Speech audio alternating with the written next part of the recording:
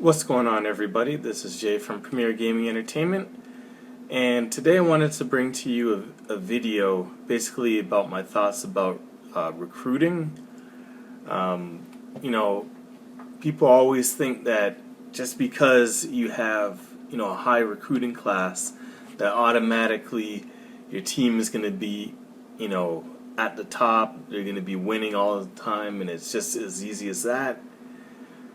Well, to be honest with you, it's a little bit more than that. Now, don't get me wrong. Recruiting and having talent on your campus is a huge thing. But it's not everything. So I wanted to discuss with you today my thoughts and feelings about that. Leave me a comment in the comment section below.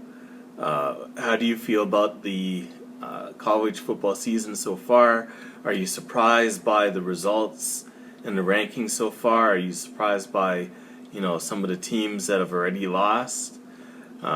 Just let me know how you feel in the comment section below.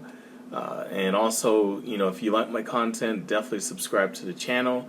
I'm trying to grow this channel to be hopefully close to 1,000 subscribers by the end of the year. So if you do like my content and you're watching my videos consistently, definitely subscribe to the channel.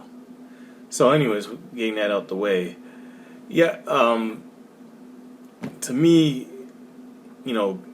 talent is a huge part of the success of a football team. So don't get me wrong.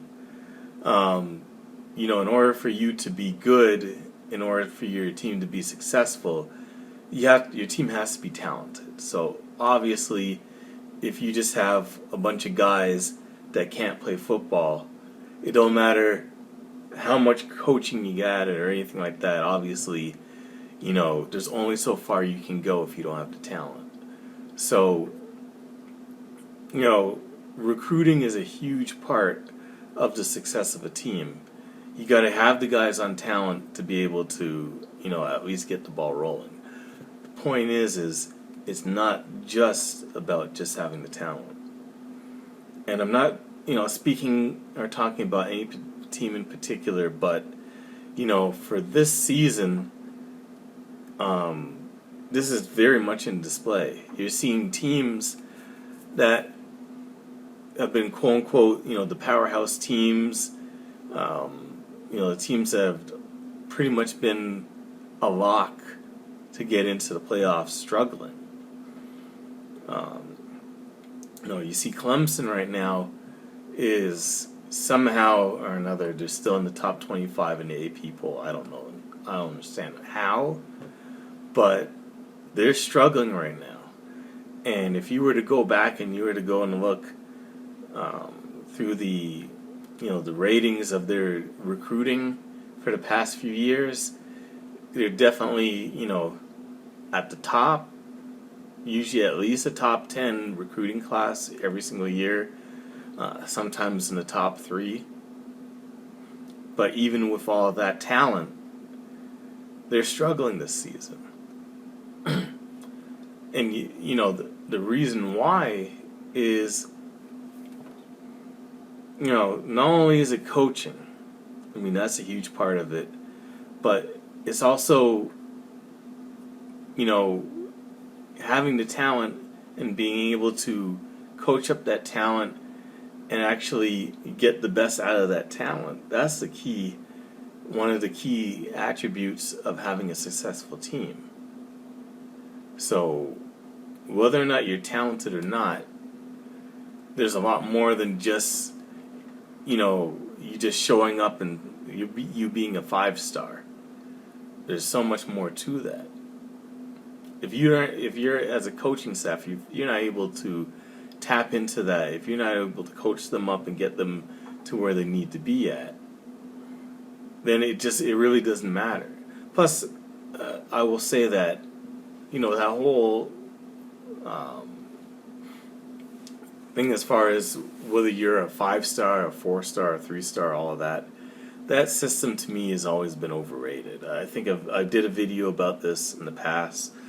If you're interested about that, I can leave a link to the video in the comment section below for you to check out. But the star rating to me has always been overrated anyways. And the reason being, who really, how do you decide whether or not someone, and determine whether someone is at this level, or is it that level, or is it even below that level? So I know they have different things and different criteria that they go through in order to determine who's a 5-star, who's a 4-star. But even within that rating, and even within the time frame of doing those ratings, that seems to always fluctuate. So, like, I remember two examples that I know off the top of my head dealing with Michigan. One was Shane Morris. They had him as initially as a 5-star recruit, but then, by the time he got on campus, they had lowered his thing down to him being a 4-star, and they had their reasons for that. So, and the other one was recently was Chris Hinton, who was a 5-star, and then by time he had signed his letter of intent, they had lowered him down to a 4-star. So, and then you see other guys that there's no reason why they're a 4-star or a 3-star, and they should actually have been rated higher. So that is always in fluctuation. It's based off of someone's opinion, and that opinion may or may not be accurate. So when you get these guys on campus, a lot of this is hit or miss. You see guys, and they're supposed to be rated as a 5-star talent, but they barely get playing time.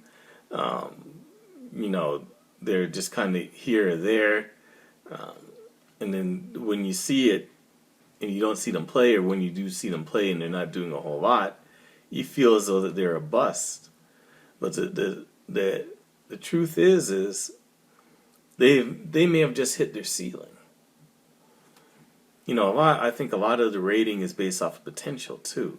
So, when you see these guys performing in their high school football team, and it could be depending on their area too. They're completely dominating. They're looking good, and people based off of that think the sky is the limit for them, and based off their potential that they're going to be this much better.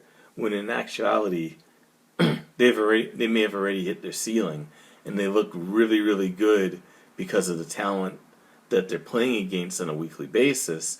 Makes them look better than what they really are. So, in that instance, their potential is elevated because, they look like they could be like this world-class athlete, when in actuality it's just because they've been playing against a bunch of bums. It makes them look better than what they are. So, when you get these guys on campus and they're a 5-star recruit, it makes, in actuality, your team, based off of the talent that you think it is, may only be at this level, but because of all the ratings and overratings of players, you're thinking they're at this level. So when you mesh all that together, it's much more than just getting top end talent, putting them on a team, and all of a sudden your team is going to automatically be in the playoffs every single year. No, it's definitely not that. So that's why, I definitely give props to Nick Saban in Alabama, the way that he's able to put together a team that's pretty much, ready for contention every single year. But even in that, there have been years that they've missed the playoffs. Like I remember, I think it was 2019, where they didn't make Alabama didn't make the playoffs, because I remember that they played us and beat us in the Citrus Bowl, if I'm not mistaken. So it's not a lock that you still get top end talent and all of a sudden you're always going to win. It requires a lot of coaching and also a lot of cohesion and being able to come together as a team to be able to win. And it's not easy. Not every team can be put together and win consistently every single year. You're going to have your ups and downs. Coaching, like I said, is a huge part of that. Being able to develop the talent to a point where, they're ready to play and they're playing at the highest level possible in order to be together as a team to compete for a championship. It's not easy. Not dealing with football, but I remember always thinking that John Calipari was an overrated basketball coach. That's just my opinion, but I always thought that he was overrated. He always had, almost like every time you look, he would have like top end NBA potential talent on his team, but yet and still, he's only won, that one championship.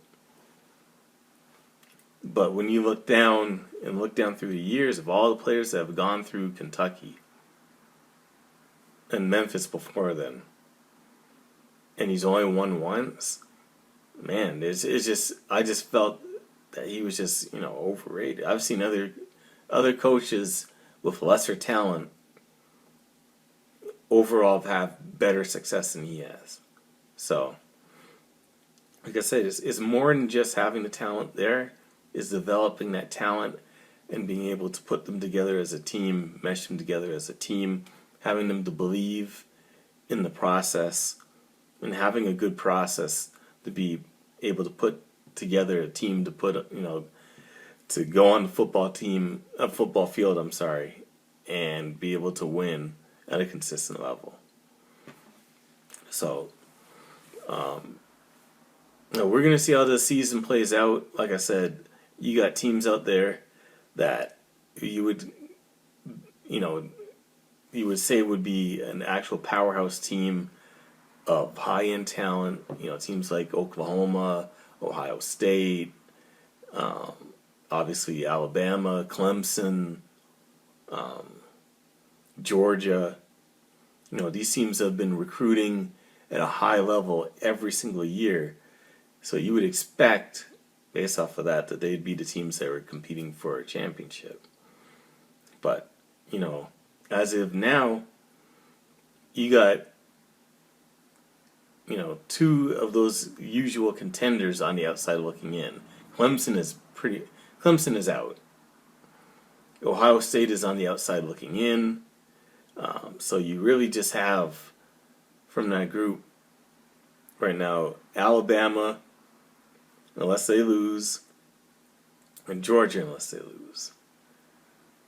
So now this season, you got two quote-unquote open spots for the playoffs if everybody wins out from this point forward. So I'm all in for chaos. I'm all in for hoping that Alabama and Georgia lose at least one game so that it's not a lock and, it becomes a discussion of who's going to get in as opposed to, well, these two teams are already in and it's just a matter of who these other two teams were. I mean, last year was even more boring. The last few years it's been boring, where it's always been, it's Alabama, Clemson, Ohio State, and then it's like, oh, okay, who's that other team that might be able to sneak in there? Nobody wants to see that crap. I know I don't want to see that every single year. I want it to be where it's 4 teams or whatever they decide to do going forward, whether they expand it or not, and you don't know who's going to be in until like the last game of the season or something like that. That's exciting. The playoff system so far has been pretty boring because of that. So we'll just wait and see how things play out.